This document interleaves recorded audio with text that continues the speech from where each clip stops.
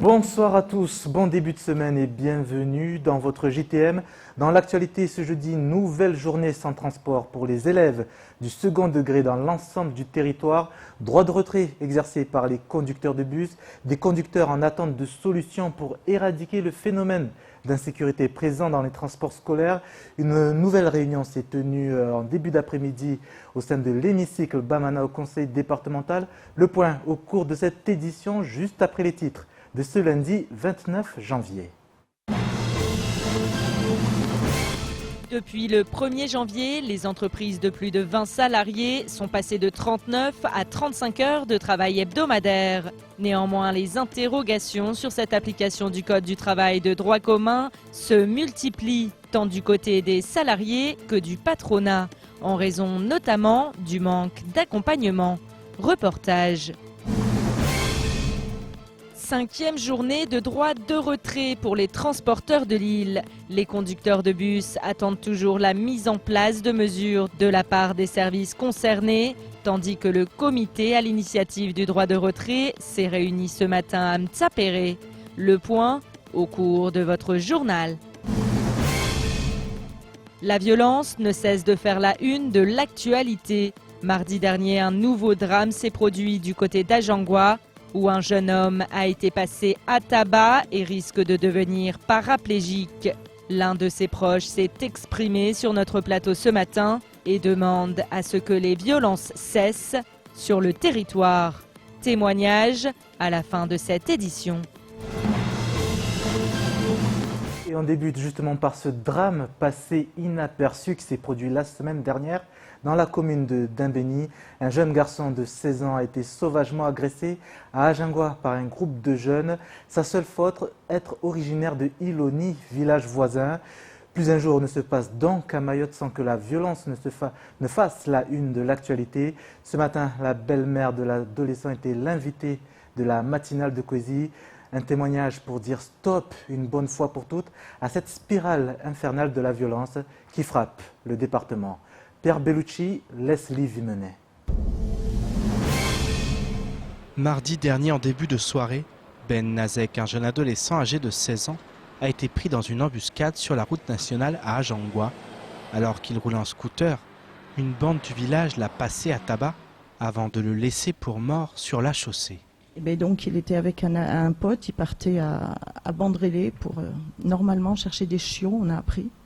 Et donc en passant devant Ajangwa, il y avait toute la bande habituelle à l'abribus, donc ils sont passés. Et au retour, cette bande n'était plus à l'abribus, mais s'était mis en face. Et ils leur ont tendu une embuscade. C'est-à-dire qu'ils ont monté un barrage humain Un barrage humain pour essayer de les stopper. Son ami a réussi à se sauver.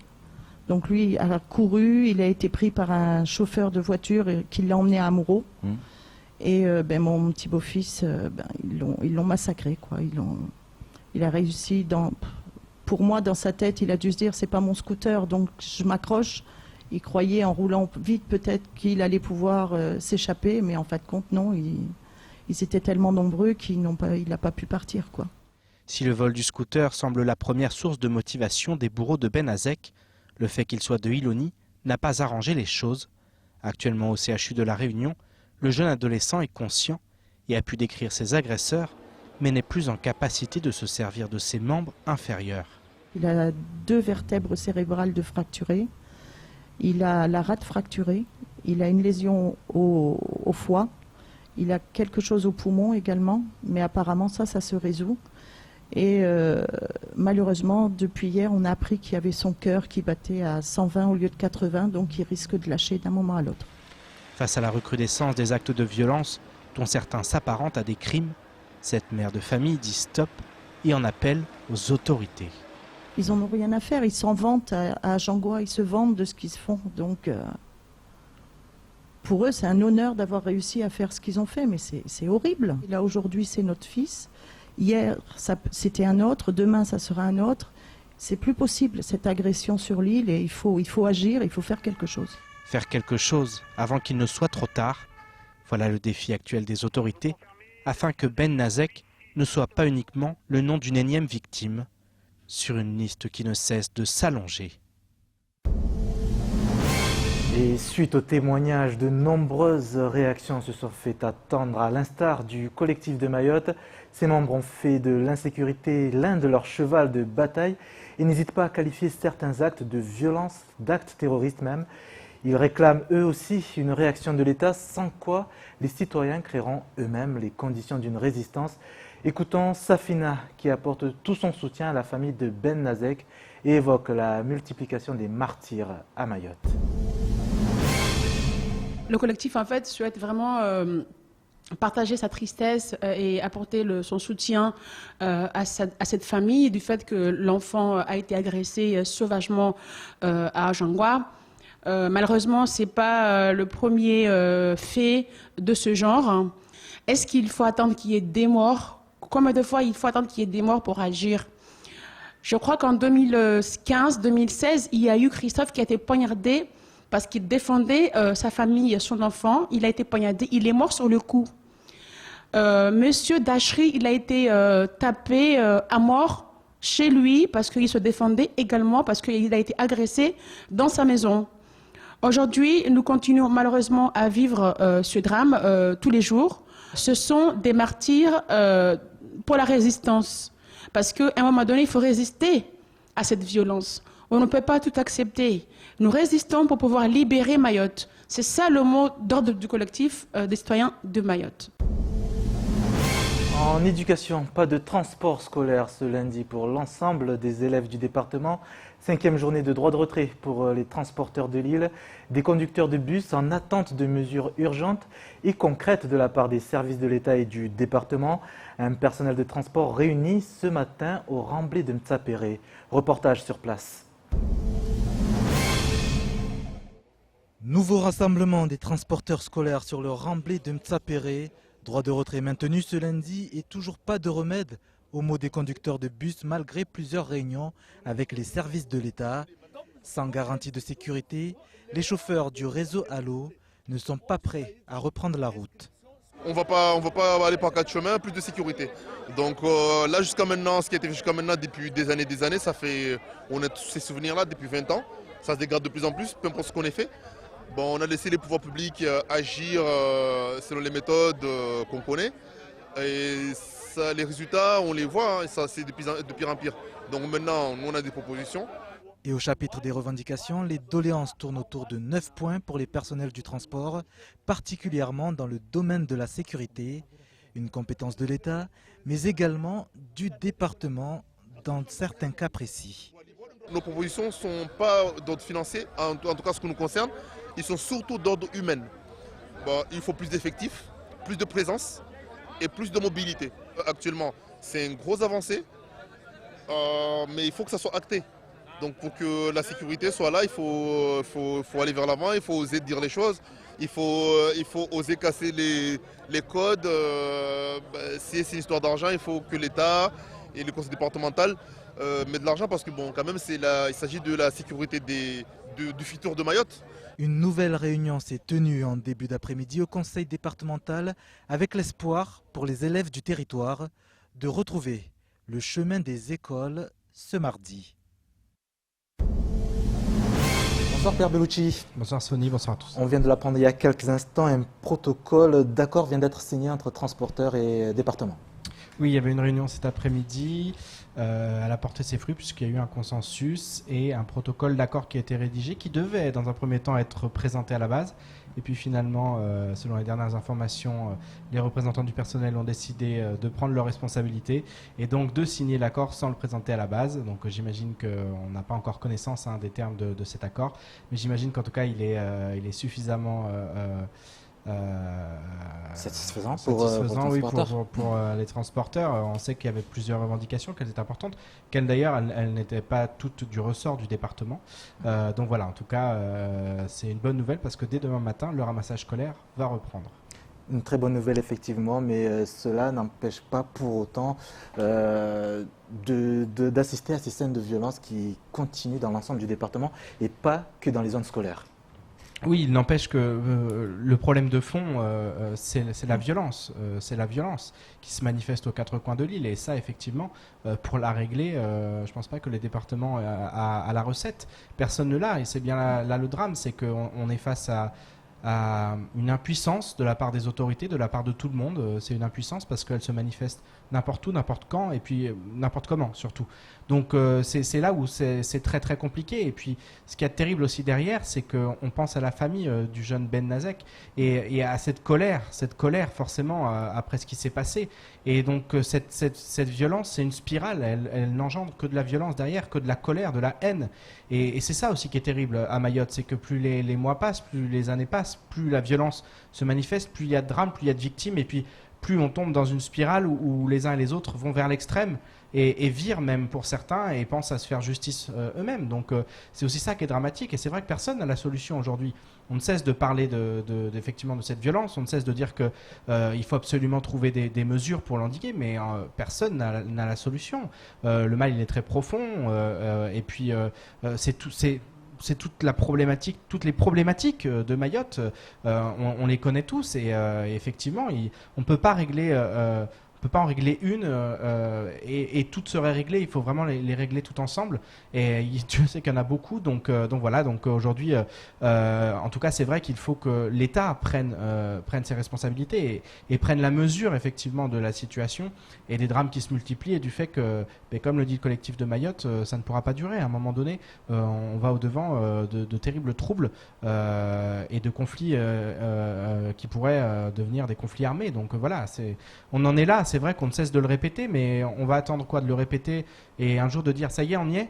Non, il faut absolument qu'avant, il y ait une intervention, il y ait quelque chose au moins, qui ait des mots. C'est vrai que depuis le début, notamment du nouveau mandat, on n'entend pas forcément cette problématique de la violence revenir et de la délinquance revenir. Or, on aimerait en entendre plus de la part des autorités, notamment de Paris.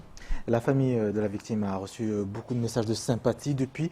Ce qui est surprenant, par contre, c'est que cela est passé inaperçu.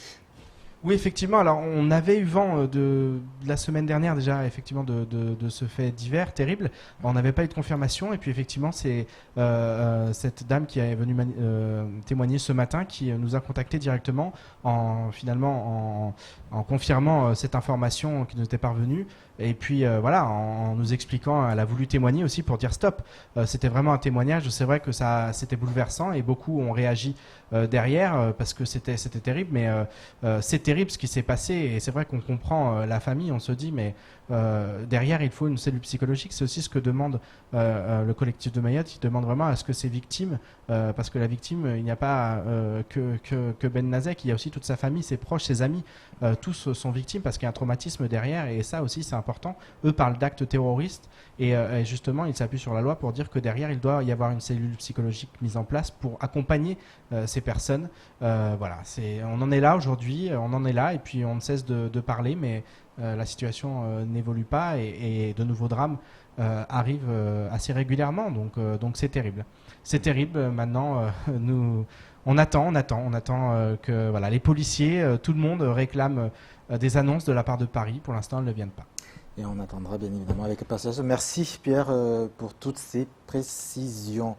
19h et bientôt 15 minutes sur Kwezi TV. Merci d'être avec nous. Au chapitre social à présent, le Code du travail de droit commun appliqué dans le département depuis le début de l'année implique de grands bouleversements. Un des plus importants est la modification du temps de travail hebdomadaire de 39 à 35 heures pour les entreprises de plus de 20 salariés. 17 ans après la métropole, Mayotte rejoint donc la durée légale nationale du travail. Avantage aujourd'hui accompagné cependant d'inconvénients, mais ce changement ne sera pas forcément sans réduction de salaire. Pour employés comme patronat, la transition peut être difficile, plus encore lorsque les principaux acteurs manquent d'accompagnement, notamment de la part de la Diète. Une Diète qui n'a pas souhaité nous répondre aujourd'hui, contrairement aux syndicats et patronats. Reportage Adèle Laurent. Le passage de 39 à 35 heures soulève beaucoup d'interrogations et c'est l'article 35 de l'ordonnance du 25 octobre 2017 qui peut y répondre. Il donne en effet deux choix aux employeurs. Si les salariés passent à 35 heures en voyant leur salaire maintenu, L'employeur bénéficie d'une aide de l'État correspondant à 1 400 € par an et par salarié. Aide qui se fait d'une année sur l'autre et qui a vocation à diminuer au cours du temps. Deuxième choix, si le patronat décide de rester à 39 heures et qu'aucun accord n'est trouvé avec les salariés, pas d'aide pour l'employeur. Ce dernier a simplement l'obligation de rémunérer les heures supplémentaires et de garantir à ses salariés une rémunération mensuelle minimum brute égale à 1 245,53 €. Chez One Dog Mayotte, Bouraïma Ali Ousseni a fait le choix de maintenir les salaires en passant aux 35 heures, un choix qui lui donne accès à l'aide de l'État, mais qui pourrait tout de même entraîner des difficultés pour l'entreprise. La difficulté sera au moment de se faire rembourser cette aide, sachant que les 35 heures, c'est une augmentation de salaire et que cette augmentation, l'entreprise va la supporter immédiatement et le remboursement de cette aide est conditionné à certaines choses, notamment être à jour de ses cotisations. Comment peut-on subir une augmentation de 11% de salaire du jour au lendemain et arriver à payer les cotisations sociales en même temps dans les délais et se voir rembourser ses dépenses 1 an après en justifiant qu'on est à jour alors que l'avance se fait tout de suite. Et ce n'est pas le seul problème induit par cette modification du temps de travail hebdomadaire. Les anciens salariés, ceux d'avant 2018, travaillent 35 heures, payés 39. Et les nouveaux travaillent 35 heures, payés 35 et au SMIC. C'est-à-dire il y a un écart de taux horaire d'à peu près 11% par rapport à des gens qui font la même fonction, le même travail. Et ça, par contre, c'est illégal. Et si Bouraïma Ali Ousseni a fait le choix de maintenir les salaires tout en passant aux 35 heures, ce n'est pas le cas de tous les chefs d'entreprise. En effet, la mise en œuvre des 35 heures n'est pas obligatoire et laisse libre cours aux accords d'entreprise. Pour le syndicat local Force ouvrière, le dialogue social n'existant pas réellement sur l'île, les salariés courent le risque de voir leur salaire diminuer. Pour moi, je le vois comme une régression. Il n'y a aucune obligation de négocier avec les salariés pour maintenir le salaire de 39 heures, c'est-à-dire 35 heures payées 39 heures. Il y a juste une garantie comme quoi on va respecter le SMIC du 31 décembre 2017. Dans toutes les entreprises où il y a mes adhérents, il y a une sorte de menace. On les menace comme quoi ils doivent descendre à 35 heures et subir une perte de salaire. Pour favoriser ce dialogue social-là, on devrait faire figurer dans les textes comme quoi c'est 35 heures payer 39 heures, par exemple. Mais aujourd'hui, il n'y a aucune garantie de cette sorte-là et ça nous laisse à croire que les grands patrons vont continuer à nous mettre la pression et nous, on va continuer à lutter et le dialogue social ne sera jamais au rendez-vous parce que, quand je vous dis la lutte des classes, écoutez, chacun défend ses intérêts. À l'aube de la diffusion des premières fiches de paye de l'année 2018, les choix des entreprises peuvent effectivement conduire ou non à des conflits sociaux. C'est pourquoi nos deux interlocuteurs en appellent à la négociation. Il faut que les gens discutent dans le bon sens pour essayer de trouver des solutions et essayer d'avancer ensemble parce que blocage ou conflit n'apporte jamais rien de bon. Au contraire, ça pourrit l'ambiance de travail. Nous ne sommes pas en train de menacer les grands patrons, on est en train de tendre à la main aux grands patronats en leur disant que l'application des 35 heures, ce n'est pas l'affaire d'une seule partie, c'est l'affaire de tous. On doit pouvoir s'asseoir autour d'une table et négocier cette affaire-là. L'avenir nous dira si patrons et salariés peuvent éviter un énième rapport de force grâce au dialogue social. Réponse dans les semaines à venir. Ce qui est sûr, c'est que chaque partie déplore le manque de communication de l'organisme en charge de la transposition du Code du travail, la DIECT. En plateau avec nous, Thierry Gallarme, président du MEDEF. Bonsoir. Bonsoir à toutes et à tous. Du côté du MEDEF, de quel œil on analyse l'installation et les premiers jours de ce code du travail de droit commun à Mayotte? Écoutez, c'est un peu à l'image de la départementalisation qui avait été mal préparée. On instaure un code du travail du jour au lendemain. L'ordonnance ne date que du 25 octobre. Imaginez-vous le peu de temps laissé à des entreprises qui avaient déjà répondu à des appels d'offres pour 2018. Nous avions demandé une étude d'impact réalisée par l'État. Dans un premier temps, elle était prévue. Et un jour, la DIEC nous a dit que ce n'était pas possible, que les moyens n'étaient pas là, alors qu'on emmène des délégations de 26 personnes, un jour à Lyon, un jour à Rennes, bientôt en Martinique, pour étudier le dialogue social. Je crois que véritablement, on marche sur la tête. On a fabriqué vraiment une machine explosive, puisqu'effectivement, ça a été dit dans votre reportage, tout est possible. On peut passer aux 35 heures, ne payer que 35 heures. C'est le cas dans lequel on bénéficie de l'aide de l'État, qui est de 1 400 € la première année, mais est dégressive les années suivantes, pour finir à 55%. C'est vraiment dérisoire, ça ne couvre même pas le passage aux 35 heures d'un SMICAR.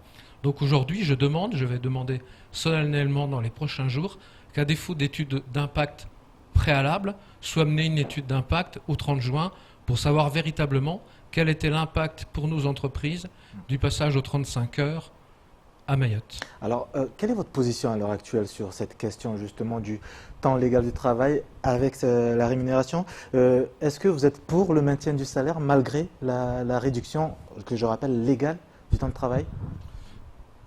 Le MEDEF, au plan national, est favorable aux accords d'entreprise qui ont été institués par une autre ordonnance de notre président Emmanuel Macron.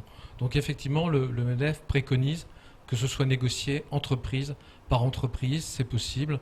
Contrairement à ce que je viens d'entendre, le dialogue social est fort et je sais que plusieurs accords d'entreprise sont déjà signés. Est-ce que vous rencontrez ce même souci, comme on a pu entendre, notamment avec la diète et ce manque d'accompagnement?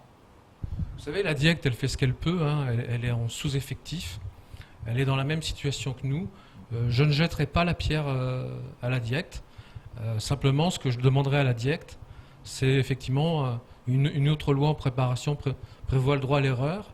Je pense qu'il faudra que tout au long de l'année 2018, les agents de contrôle de la DIEC, puisqu'ils existent, soient tolérants avec les entreprises qui ont commis des erreurs par incompréhension des textes et que la DIEC soit là plus pour conseiller les entrepreneurs que leur délivrer des amendes. Mais c'est déjà en grande partie le cas. En attendant, donc vous dites aux patronats qui sont justement membres du MEDEF qui réduisent justement qui respectent le temps légal du travail ou qui maintiennent aux 39 heures? Vous savez, on parle souvent d'expression de patron des patrons, mais le président du MEDEF, c'est pas le patron des patrons, c'est le serviteur des patrons. Donc, j'ai pas de consigne à donner aux adhérents du MEDEF, à chaque patron de négocier, de prendre ses décisions et de négocier le cas échéant avec ses salariés. C'est pas à moi de dire à un patron ce qu'il doit faire. Très bien. Thierry Gallarme, nous sommes à l'approche. On attend toujours une date du côté du MEDEF concernant l'élection présidentielle du MEDEF. On a appris la présentation de la liste de Carla Baltus. Une réaction? Moi, j'ai pas entendu parler de liste. Je sais que Carla Baltus est candidate à la présidence. Ça avait été annoncé par Michel Deiffer sur votre plateau. Ma réaction, c'est que mes 3 années de mandature ont finalement permis l'installation d'une démocratie interne au MEDEF qui permet que 2, 3 listes puissent s'affronter. Pour le moment, Carla est candidate, ça ne m'étonne pas. Elle est candidate à tout. Elle est candidate à la vice-présidence de la Caisse de sécurité sociale qui a lieu demain, il me semble. À chaque fois qu'un mandat s'ouvre, elle est candidate. Donc moi, je suis heureux qu'une femme chef d'entreprise soit candidate à la présidence du MEDEF, mais je la mets en garde contre le cumul des mandats. Donc pour vous, il n'y a aucune surprise sur ce sujet, si je comprends bien. Il n'y a pas de surprise sur ce sujet. Et la fois dernière que vous êtes passé sur notre plateau, vous ne nous avez pas indiqué si vous y allez ou pas. Aujourd'hui, est-ce que vous pouvez nous le dire? Est-ce que vous y allez pas? Écoutez, si votre question est de savoir si j'y pense tous les matins en me rasant, il suffit que vous regardiez mon visage pour voir que visiblement, c'est pas encore le cas. C'est pas encore le cas, mais par respect pour mes adhérents, je ferai connaître ma position le 2 février prochain. Et on sera bien évidemment au rendez-vous. Merci Thierry Galam d'être passé par ce 19h. Et pour terminer cette édition, état des lieux du reste de l'actualité locale de ce lundi 29 janvier, dans les brèves de Pierre Bellucci et Leslie Vimenet.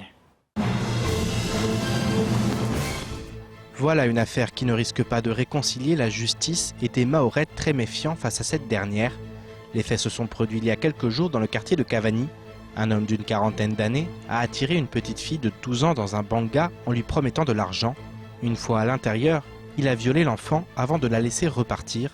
2 jours plus tard, la police a interpellé le coupable et l'a conduit au commissariat. Ce dernier a alors avoué le viol tout en minimisant les faits.